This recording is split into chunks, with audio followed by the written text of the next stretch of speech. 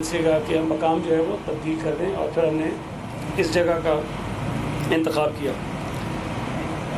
Pakistan Peoples party آپ سب کے علم میں ہے 1967 میں قائم ہوئی 30 نومبر کو لاہور میں، اور آج ہم 2024 میں پارٹی کا 57واں یوم تاسیس منا رہے ہیں۔ ان 57 برسوں میں پاکستان پیپلز پارٹی نے جتنے کڑے امتحان، آزمائشیں، مشکلات دیکھی ہیں، شاید وہ پاکستان میں کسی اور سیاسی جماعت نے نہیں دیکھی ہوگی۔ دعوے تو بہت کر سکتے ہیں، آج کل بھی لوگ کر رہے ہیں، لیکن کسی سیاسی جماعت کی قیادتوں کو شہادتیں نہیں ملی، کسی جماعت کے کارکنوں نے پھانسیاں نہیں کھائیں، کسی سیاسی جماعت کے کارکنوں کو کوڑے نہیں لگے، کسی سیاسی جماعت کے کارکن عمر قید کی سزائیں نہیں بھگتیں، اور اس قسم کی بے شمار ظالمانہ سزائیں تھیں جو پیپلز پارٹی کے کارکنوں نے اپنی سیاسی جدوجہد کی پاداش میں جو ہیں وہ برداشت کی۔ اس ملک میں 1967 سے لے کے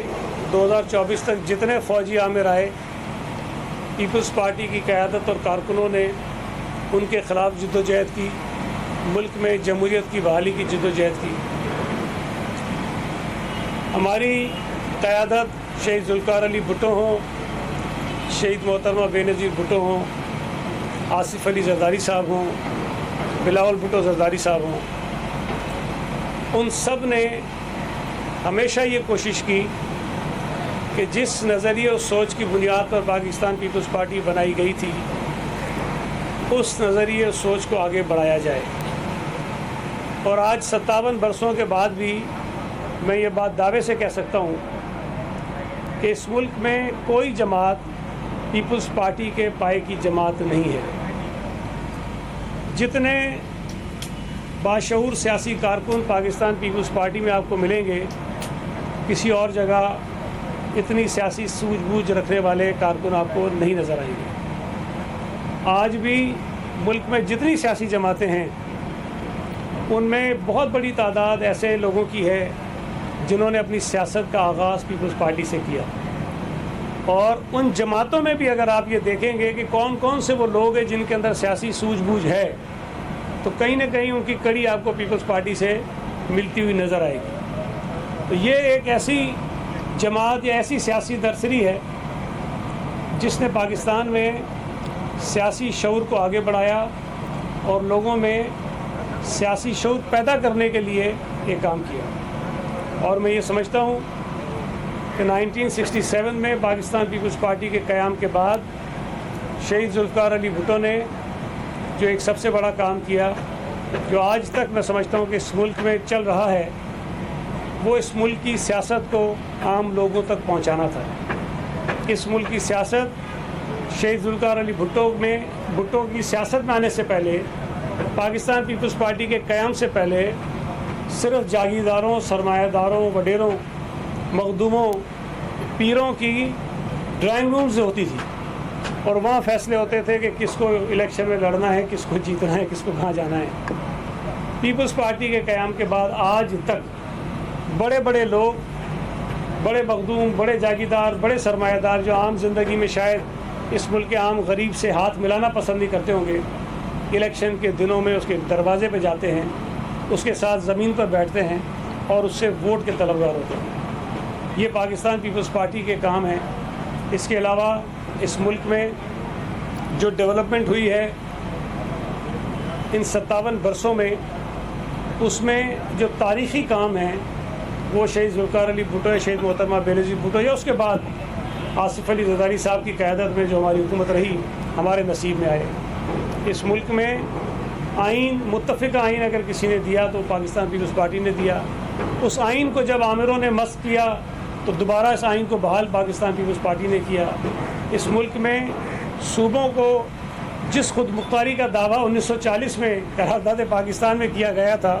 اس پہ عمل درآمد 18ویں ترمیم کی صورت میں پاکستان پیپلز پارٹی نے کی۔ تو یہ چند چیزیں ہیں جو میں آپ کو گنوا رہا ہوں لیکن اس کے علاوہ لاتعداد ایسے کارنامے ہیں پاکستان پیپلز پارٹی کے